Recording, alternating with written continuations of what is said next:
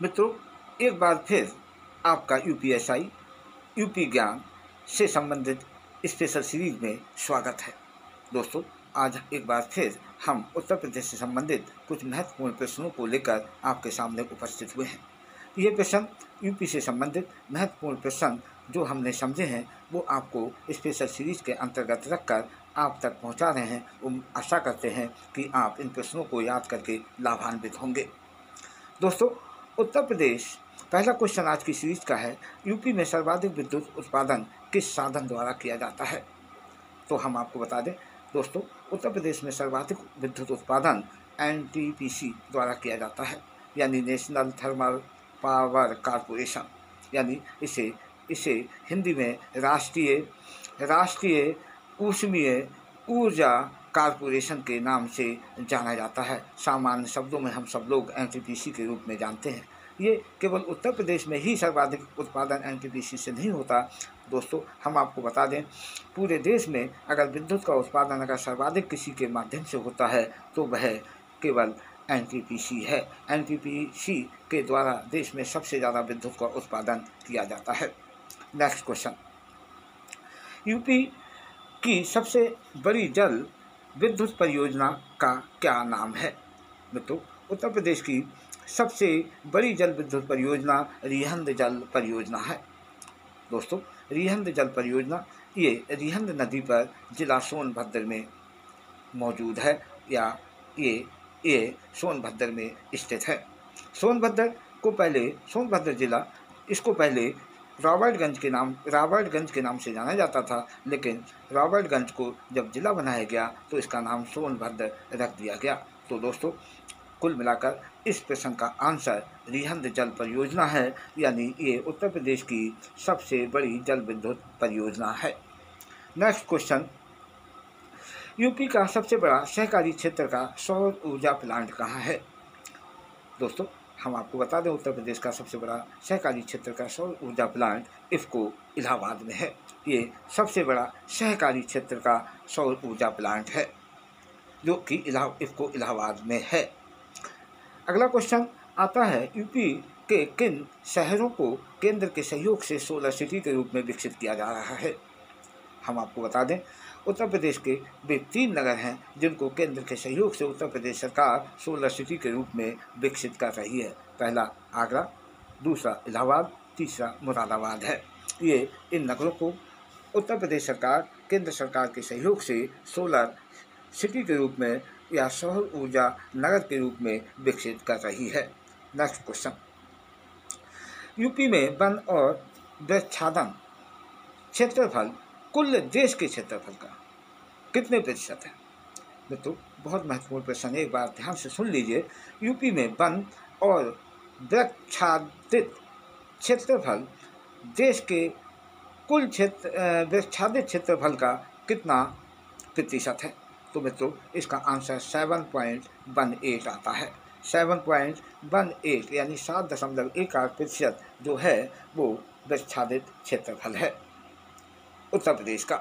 Next question आता है आपका, कत्था और बीड़िया। कत्था जिसे हम चूने के साथ पान में खाते हैं या उपयोग करते हैं, और बीड़िया जिसे आम लोग पीते हैं, ये किसके पत्तों से बनती है? यानी इसमें 2 क्वेश्चन हैं। दोनों क्वेश्चन को अगर अलग अलग हम आपको बता दें तो आसानी से इसको समझ पाएंगे। यानी एक क्वेश्चन ऐसे आ सकते हैं, दोनों क्वेश्चन अलग अलग चूँकि आएंगे। पहला क्वेश्चन कत्थे संबंधित कैसे क्वेश्चन आएगा ये मैं आपको बता दे रहा हूँ। कत्था किस वृक्ष से प्राप्त होता है? और दूसरा क्वेश्चन, बीड़ियाँ किस वृक्ष के पत्तों से बनती हैं? तो दोनों अलग अलग क्वेश्चन हैं, हमने एक प्रश्न में दोनों को समाहित करने का प्रयास किया है। कुछ भी हो, आप ये जान लीजिए कत्था जो है वो खैर वृक्ष से प्राप्त होता है, और जो बीड़ियाँ हैं वो तेंदू के पत्ते से बनाई जाती हैं। तो दोनों के आंसर महत्वपूर्ण हैं, इनको याद कर लिया जाना चाहिए। नेक्स्ट क्वेश्चन आता है, यूपी में सामाजिक वानिकी परियोजना में वह वृक्ष कौन सा है जिसे भूमि के लिए आतंकवादी पौधा या पारिस्थितिकी आतंकवादी वृक्ष कहा जाता है? हम सिंपल शब्दों में, साधारण शब्दों में कहें तो उत्तर प्रदेश में सामाजिक बांध की परियोजना में, या सामान्य शब्दों में उत्तर प्रदेश में ही नहीं बल्कि संपूर्ण देश में वह कौन सा वृक्ष या पेड़ है जिसे आतंकवादी वृक्ष के नाम से जाना जाता है। मित्रों, ये वृक्ष जो है यूकेलिप्टस है, जिसे कुछ जगहों के कुछ अंचलों में यूकेलिप्टस के नाम से भी तो जानते ही हैं, साथ में सफ़ेदा के नाम से भी जाना जाता है। ये आतंकवादी इसलिए कहा जाता है कि जहाँ उगता है आसपास की भूमि को खराब कर देता है और वो भूमि फसल उगाने के उगाने के लिए बेकार सी हो जाती है, इसीलिए इसे आतंकवादी पौधे के रूप में बताया गया है। अगला क्वेश्चन आता है, यूपी में ऑपरेशन ग्रीन योजना कब से चलाई जा रही है। दोस्तों, ये सिंपल सा क्वेश्चन है, लेकिन इसका आंसर हम आपको बता दें, सन 2001 से उत्तर प्रदेश में ऑपरेशन ग्रीन योजना चलाई जा रही है। नेक्स्ट क्वेश्चन,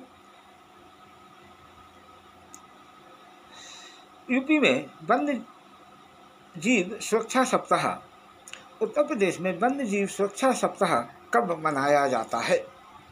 तो उत्तर प्रदेश में वन्य जीव सुरक्षा सप्ताह प्रतिवर्ष मनाया जाता है और ये 1 अक्टूबर से 8 अक्टूबर के बीच मनाया जाता है। यानी ये 1 अक्टूबर से 8 अक्टूबर तक का जो समय होता है वो उत्तर प्रदेश में वन्य जीव सुरक्षा सप्ताह के नाम से जाना जाता है। नेक्स्ट क्वेश्चन है, उत्तर प्रदेश में तितली पार्क कहाँ कहाँ स्थापित किए गए। मित्रों, तितली वही जिसे इंग्लिश में बटरफ्लाई कहते हैं, ये जहाँ हमें खेत खलिहानों या बागानों में दिखाई देती हैं, जो रंग बिरंगी बहुत ही आकर्षित एक प्राणी होता है, ये पार्क उत्तर प्रदेश सरकार ने स्थापित किए हैं। ये 2 नगर हैं, एक है लखनऊ और दूसरा कानपुर, यानी लखनऊ कानपुर में तितली पार्क स्थापित किए गए हैं या बनाए गए हैं। नेक्स्ट क्वेश्चन, यूपी का सबसे बड़ा, यूँ कहें भारत का भी सबसे बड़ा घड़ियाल अभ्यारण्य कहाँ बनाया गया है। दोस्तों, ये उत्तर प्रदेश का भी सबसे बड़ा है और देश का भी सबसे बड़ा घड़ियाल अभ्यारण्य चंबल नदी क्षेत्र में है। चंबल नदी क्षेत्र में इसको बनाया गया है। नेक्स्ट क्वेश्चन, यूपी में हाथियों के पुनर्वास हेतु रेस्क्यू सेंटर कहाँ बनाया गया है। तो हम आपको बता दें, उत्तर प्रदेश में हाथियों के पुनर्वास हेतु रेस्क्यू सेंटर चंबल, राष्ट्रीय चंबल अभ्यारण्य क्षेत्र के नाम से जाना जाता है। इसे भी चंबल के क्षेत्र में ही बनाए गए, इसलिए राष्ट्रीय चंबल अभ्यारण्य क्षेत्र के नाम से जाना जाता है। नेक्स्ट क्वेश्चन आता है आपका, यूपी में चंद्रप्रभा पक्षी विहार कहाँ स्थित है। दोस्तों, इसका वर्तमान में आंसर इस समय यानी मौजूदा समय में इसका आंसर चंदौली बनता है, यानी चंदौली आता है। लेकिन चंदौली चूँकि बनारस ज़िले से काट के बनाया गया है, इसलिए चंदौली ज़िले में आ गया। लेकिन जब चंदौली नहीं बनाया गया था तो इससे पहले इसका आंसर बनारस होता था। हालांकि इसे जब बनारस में था, इसे खूब क्वेश्चन कई जगह ये पूछा गया है। हमने भी कई परीक्षाओं में इसके आंसर दिए थे, क्योंकि हमें बहुत पहले इसका आंसर हमने पढ़ रखा था। लेकिन आज के संदर्भ में इसका आंसर बदल गया है, यानी उत्तर प्रदेश में चंद्रप्रभा पक्षी विहार जो है कहाँ स्थित है, तो इसका आंसर आज के संदर्भ में चंदौली ही माना जाएगा, ठीक होगा। नेक्स्ट क्वेश्चन सीरीज का है, यूपी का सबसे बड़ा वन्य जीव विहार कौन सा है। दोस्तों, उत्तर प्रदेश का सबसे बड़ा वन्य जीव विहार हसनापुर वन्य जीव विहार है। हसनापुर वन्य जीव विहार ये उत्तर प्रदेश के मेरठ, मुरादाबाद, मुजफ्फरनगर नगरों तक, मेरठ, मुरादाबाद, मुजफ्फरनगर के नगरों तक ये विस्तारित है। काफ़ी बड़ा इसका क्षेत्रफल है, यानी ये यूपी का सबसे बड़ा वन्य जीव विहार माना जाता है। अगला क्वेश्चन, यूपी का सबसे छोटा वन्य जीव विहार कौन सा है।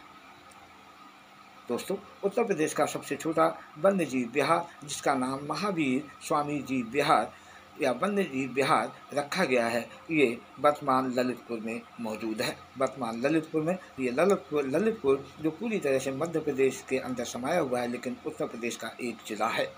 नेक्स्ट क्वेश्चन आता है, उत्तर प्रदेश में ग्रीन फील्ड एक्सप्रेस वे जो 354 किलोमीटर लंबा और 6 लेन का है, कहाँ से कहाँ तक बनाया जा रहा है। मित्रों, ये उत्तर प्रदेश का ग्रीन फील्ड एक्सप्रेस वे जो 354 किलोमीटर लंबा 6 लेन का है। ये लखनऊ से गाजीपुर तक इसको तैयार किया जा रहा है। नेक्स्ट क्वेश्चन सीरीज का, यूपी और देश का भी पहला ग्रीन फील्ड एक्सप्रेसवे कहाँ बनाया गया? मित्रों, देश का भी उत्तर प्रदेश का भी पहला ग्रीन फील्ड एक्सप्रेसवे लखनऊ और आगरा के बीच बनाया गया था। नेक्स्ट सीरीज का नेक्स्ट क्वेश्चन, भारत और नेपाल के बीच मैत्री मंत्री लिख दिया गया है। ये इसका मैत्री होगा। ये मैत्री है। मैत्री बस सेवा कब और किन दो नगरों के बीच शुरू की गई? दोस्तों, भारत और नेपाल के बीच मैत्री बस सेवा 4 मार्च 2015 को वाराणसी से नेपाल की राजधानी काठमांडू तक शुरू की गई। ये इस बस सेवा से नेपाल और भारत के बीच एक अपने मित्रतापूर्ण संबंध को जागृत करना और गहराइयों तक ले जाना था, और ले जाने का प्रयास आगे भी सरकारों का रहता है। इसीलिए इस बस सेवा को प्रारंभ किया गया। नेक्स्ट क्वेश्चन है, यूपी में महिलाओं के लिए चलाई जा रही सुरक्षित बस सेवा का क्या नाम है? यानी कह सकते हो उत्तर प्रदेश में महिलाओं की सुरक्षित यात्रा के लिए बस सेवा चलाई जा रही है। केवल महिलाओं के लिए इसका एक विशेष नाम दिया गया है, उसका नाम है पिंक एक्सप्रेस बस सेवा। ये महिलाओं के लिए सुरक्षित बस सेवा उपलब्ध कराती है, यानी महिलाएं सुरक्षित इससे आ जा सकती हैं।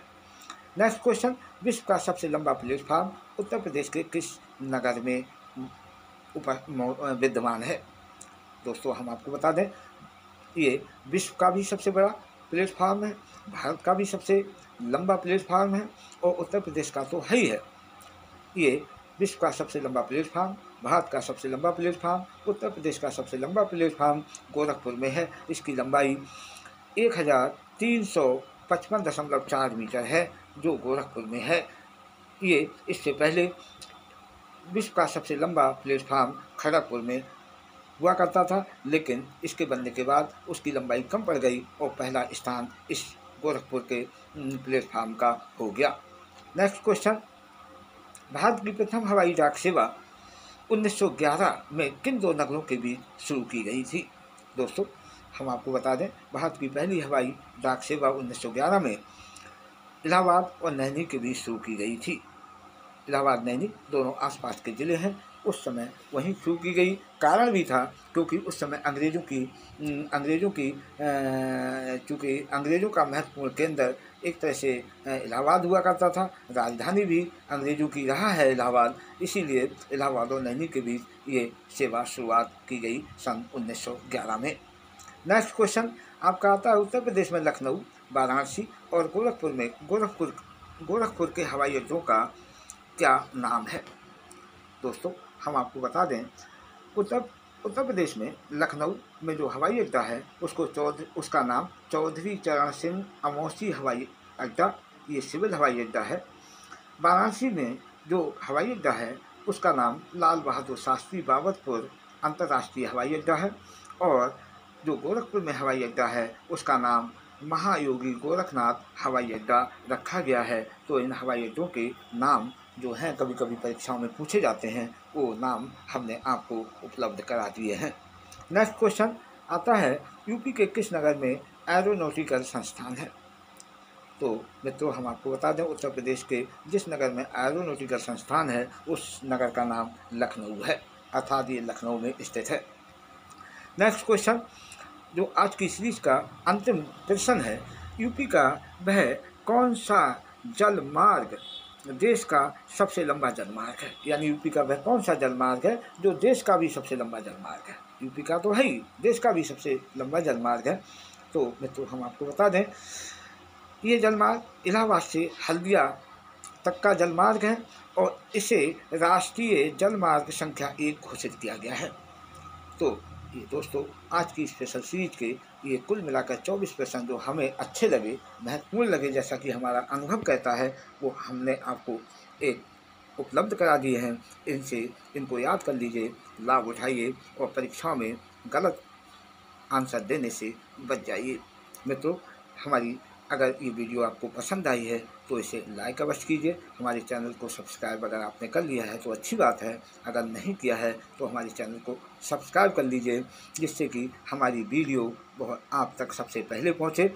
और अगली वीडियो हम उम्मीद करते हैं बहुत जल्द आपको मिलेगी, जो मूल विधि या भारतीय संविधान से संबंधित होगी। यानी कह सकते हैं ये मंत्रिपरिषद मंत्रिमंडल इनका हम विश्लेषण करेंगे, यानी अनुच्छेदों के साथ, जिससे कि आप लोगों के प्रतियोगी परीक्षाओं में मूल विधि से संबंधित कोई प्रश्न पूछे जाएं वो मिस ना हो।